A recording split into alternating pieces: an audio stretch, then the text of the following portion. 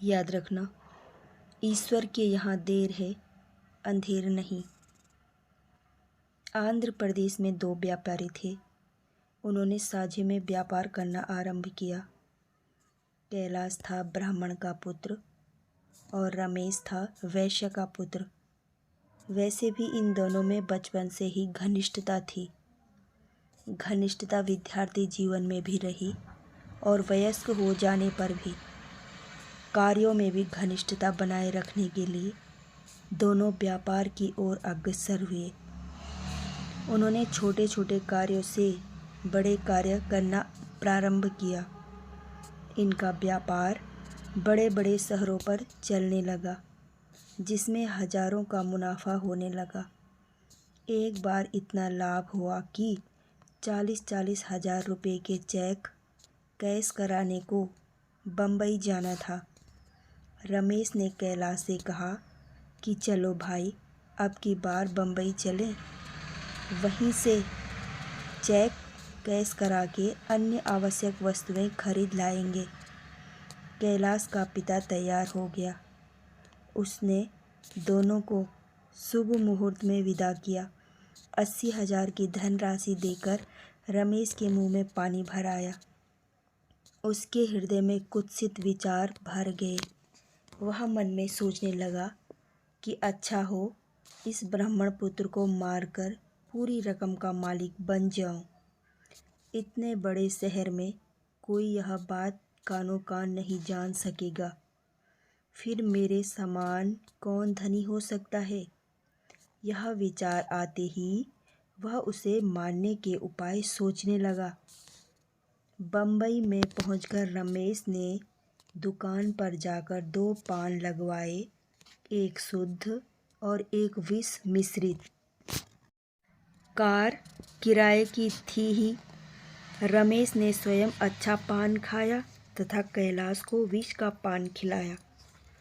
पान खाते ही उसकी जीभ ऐंठने लगी और बदन शिथिल पड़ने लगा।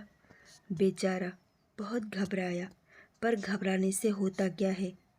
रमेश ने 500 रुपये कार वाले को देकर उसकी लाश समुद्र में फिंकवा दी और 80,000 रुपये का चेक कैश करा के घर वापस आया।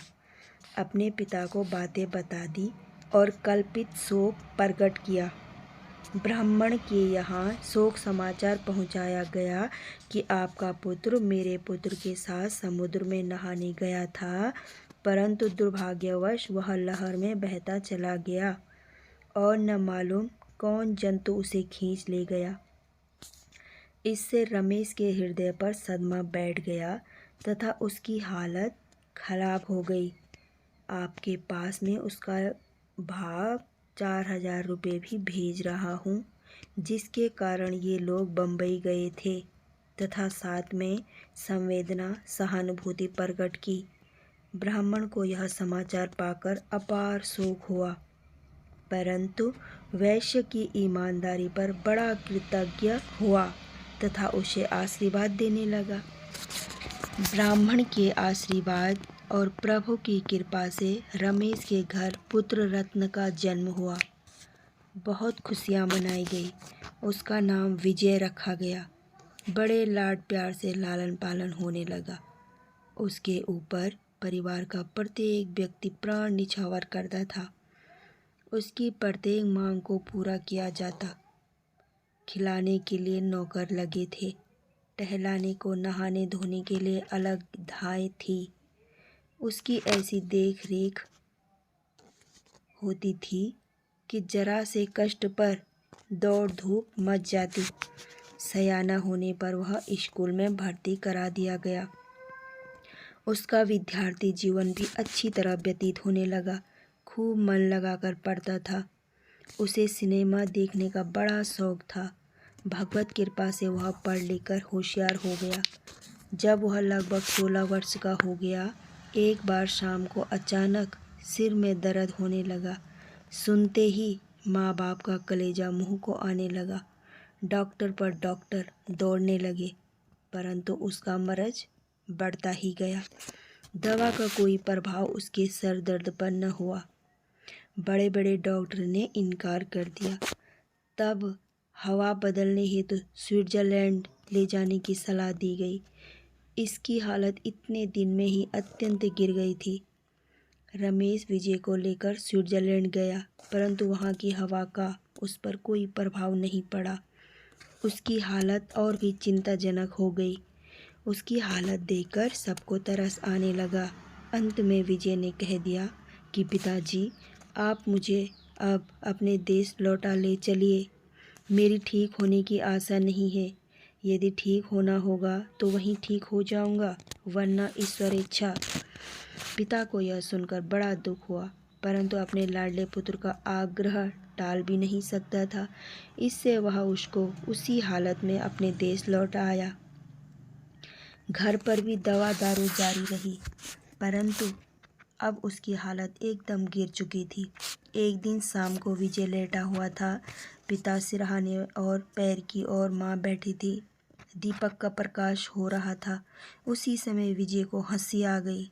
उसकी हंसी देखकर पिता ने चकित होकर पूछा, बेटा, इस समय तुम्हें हंसी क्यों आई? विजय बोला, इसलिए कि आपने मुझे पहचाना नहीं। पिता बोला, कैसी बातें करते हो बेटा? तुम्हें तो मैं पहचानता हूँ, तू मेरा बेटा है।